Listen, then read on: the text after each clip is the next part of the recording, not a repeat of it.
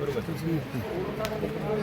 बाउझर म्हणजे जे डिझेल पुरवठ्यासाठी मोबाईल व्हॅन असते, जे जागोजागी जाऊन डिझेल विक्री करतात, ते पेसो लायसन्सप्रमाणे त्याला नियमावली आहे. पण या नियमांचं उल्लंघन करून बेकायदेशीररित्या डिझेल पुरवठा करमाळा तालुक्यामध्ये होत आहे. त्यांना वारंवार सूचना देऊन, कल्पना देऊन आत्तापर्यंत बऱ्याच दिवसापासून असे डिझेल पुरवठे होत आहेत. पेसो लायसन्सप्रमाणे त्याला जिओ फेन्सिंग असणं गरजेचं आहे आणि 2 व्हीलर्स 3 व्हीलर्सला डिझेल पुरवठा करणं हे बेकायदेशीर पद्धतीने आहे.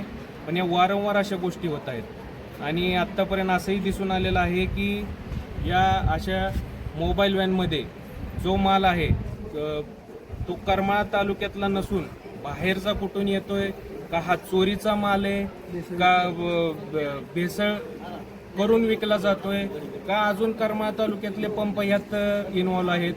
अशा पद्धतीने आम्ही तक्रार ही पुरवठा अधिकाऱ्यांकडे दिलेली आहे.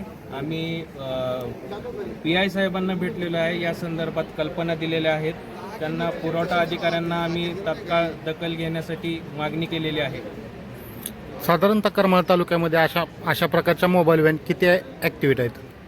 आम्ही आत्ता निवेदनांमध्ये, तक्रारामध्ये काही पुरावे आमच्याकडे होते, ते आम्ही सोबत जोडलेले आहेत. पण आमचा अंदाज असा दर्शवतो की हे रॅकेट मोठं आहे आणि अशा व्हॅन्स पूर्ण तालुक्यामध्ये पसरलेल्या आहेत, जेणेकरून जीवितहानी होऊ शकते. आणि हे बेकायदेशीररित्या ज्या पद्धतीने चाललेलं आहे, हे पंप चालकांना पण त्याचं नुकसान आहे.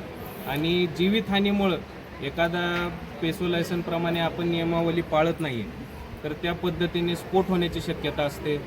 तो परिसर पूर्ण बेचिराख होऊ शकतो. शून्य नियम पाळता अशा गोष्टींचा पुरवठा होत आहे, हे आपल्याला या माध्यमातून सांगायचं आहे. करमाळा तालुक्यात किती पंप आहेत? आता जवळजवळ आम्ही आज जी माहिती दिलेली आहे त्यामध्ये जवळजवळ 21 डीलरच्या सह्यांनिशी सगळे 21 डीलर आम्ही पंप डीलर असोसिएशनतर्फे आज ही तक्रार नोंदवली आहे.